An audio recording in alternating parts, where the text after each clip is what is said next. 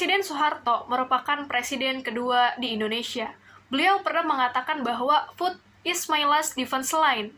Politik pangan pada masa Soeharto sesuai dengan definisi ketahanan pangan, yaitu kondisi di mana terpenuhinya pangan bagi rumah tangga yang tercermin dari tersedianya pangan yang cukup, baik jumlah maupun mutunya, aman, merata, dan juga terjangkau. Terdapat beberapa program atau kebijakan yang dicanangkan oleh Soeharto, antara lain Revolusi Hijau. Selanjutnya, berbicara mengenai Bulog atau Badan Urusan Logistik, pemerintahan Soeharto meresmikan dibentuknya Bulog pada tanggal 10 Mei tahun 1967 setelah dari waktu ke waktu. Nama untuk yang diberikan lembaga otoritas urusan beras negara ini sering kali berganti. Sebagai pendukung ketahanan negara di bawah rezim Presiden Soeharto, Bulog menjadi salah satu lembaga utama penunjang pemerintahan Orde Baru. Kemudian, kontrolnya diperluas ke komoditas dasar lainnya termasuk gandum, tepung beras, unggas, kacang tanah, kacang hijau, bawang putih, kedelai, gula, bawang putih, dan bawang merah, serta daun bawang. Beberapa kali terjadi perubahan struktur organisasi Bulog selama Orde Baru. Misalnya, ketika Presiden Soeharto memutuskan bahwa tugas utama Bulog adalah untuk mengatur harga gandum, gabah, beras, serta bahan pokok lainnya guna menjaga kestabilan, baik bagi produsen maupun konsumen sesuai dengan kebijakan pemerintah melalui keputusan Presiden nomor 39 tahun 1978. Bulog membantu produksi beras dengan menetapkan harga dan plafon harga, sehingga dapat menjaga stabilitas harga beras. Swasembada pangan serta swasembada beras. Presiden Soeharto memusatkan perhatiannya pada upaya pemulihan ekonomi nasional, karena pada akhir pemerintahan Soekarno, perekonomian nasional mengalami kehancuran. Pertumbuhan ekonomi menjadi perhatian utama dalam kebijakan pada masa pemerintahan Orde Baru. Karena program pembangunan yang telah direncanakan pemerintahan kurang lancar, Indonesia merupakan negara agraris. Dan untuk menyokong perekonomian nasional, pemerintah memprioritaskan sektor pertanian.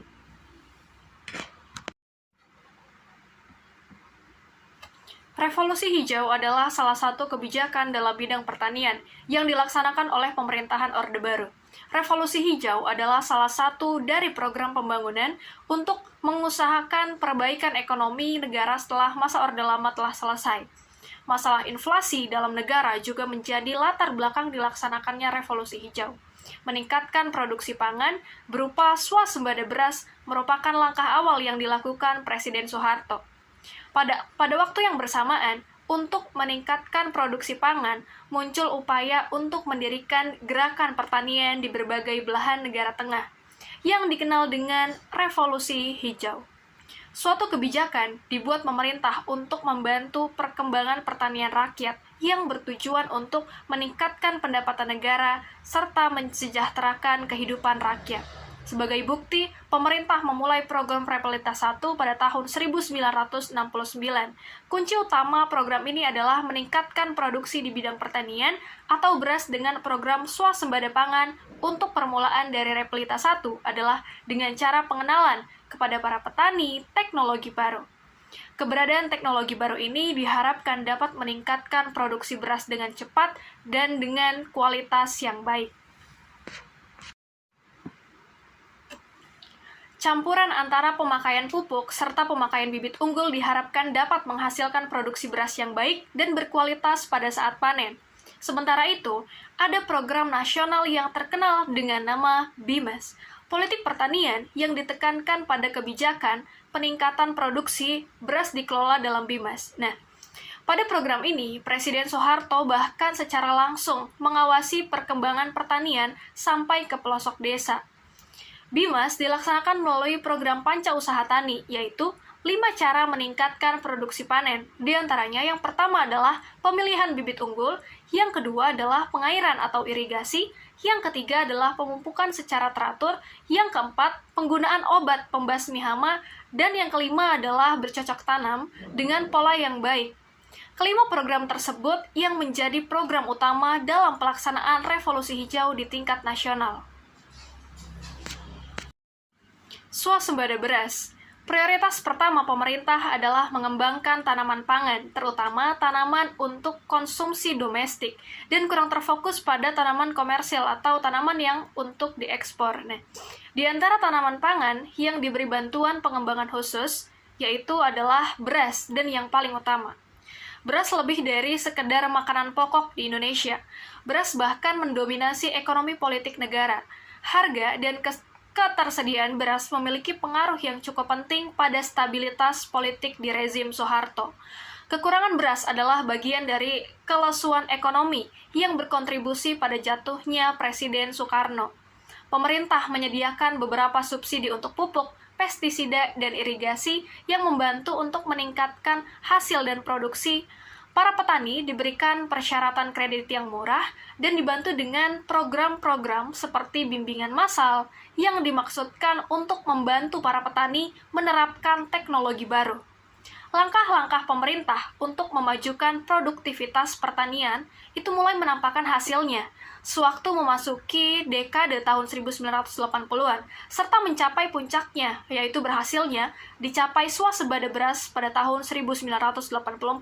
Dalam waktu 14 tahun setelah pelaksanaan Revolusi Hijau, Indonesia telah berhasil berubah dari negara pengimpor pangan menjadi negara pengekspor pangan. Halo, nama saya Muhammad Hairul Zikrila. Saya akan menjelaskan tentang kendala dan hambatan ketahanan pangan di era Soeharto. Kendala di zaman Soeharto yaitu pertumbuhan luas panen sangat terbatas. Laju perluasan lahan pertanian baru sangat rendah. Konversi lahan pertanian ke non-pertanian sulit dikendalikan. Kendala dan hambatan ketahanan pangan itu memiliki 3, yaitu swasembada pangan, swasembada beras, dan revolusi hijau.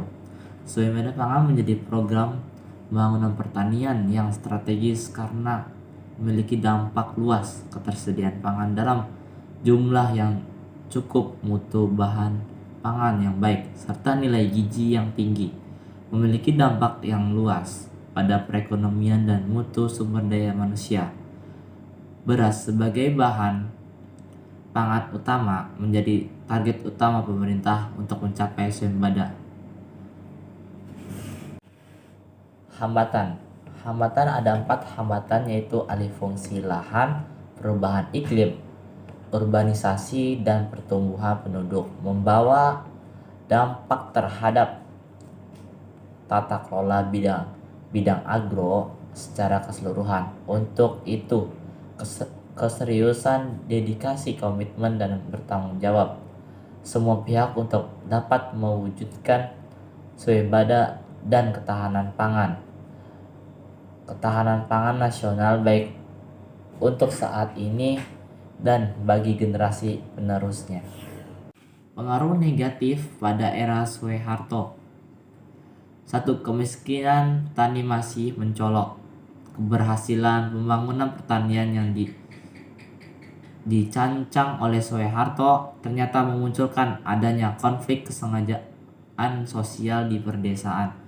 Revolusi hijau juga menyebabkan petani Indonesia yang miskin semakin miskin, namun bukan hanya petani miskin, bahkan petani yang berada di kalangan menengah pun ternyata terkena dampaknya.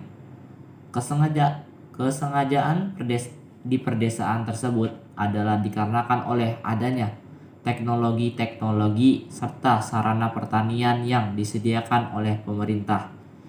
2. Ketergantungan terhadap beras. Sebelum diterapkan revolusi hijau, sebenarnya kebutuhan antar pangan seimbang, baik itu beras maupun sumber pangan lainnya. Akan tetapi, setelah diberlakukan revolusi hijau, maka produksi beras menjadi fokus utama. Hal tersebut dampaknya kepada komoditas lain yang pada akhirnya melemah.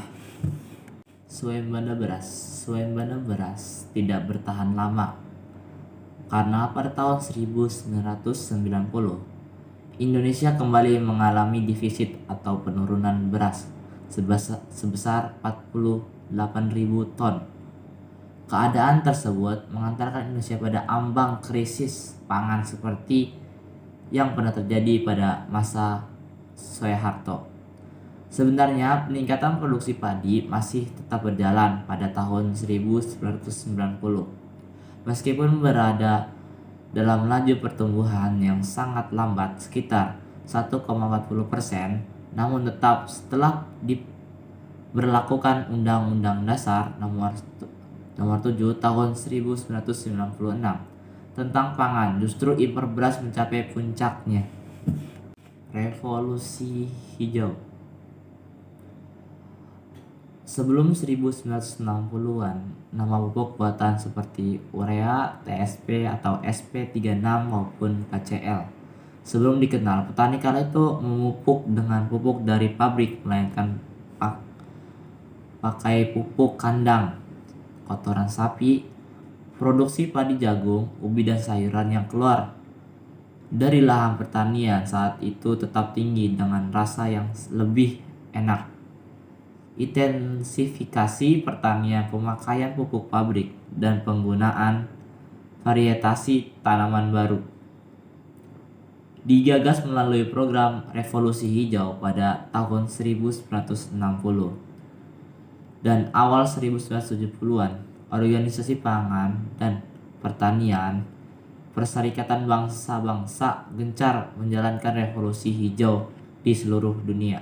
Revolusi hijau merupakan usaha untuk meningkatkan ketersediaan pangan utama beras dan gandum di negara berkembang dengan pemakaian varietasi baru tanaman yang berproduksi tinggi. Tujuan program ini sangat baik untuk mencukupi kebutuhan pangan di Indonesia. Penduduk yang makin banyak, para pakar pertanian menemukan terobosan untuk meningkatkan produksi pangan di negara berkembang dengan memperkenalkan pupuk buatan yang bisa meningkatkan produksi pertanian di Indonesia.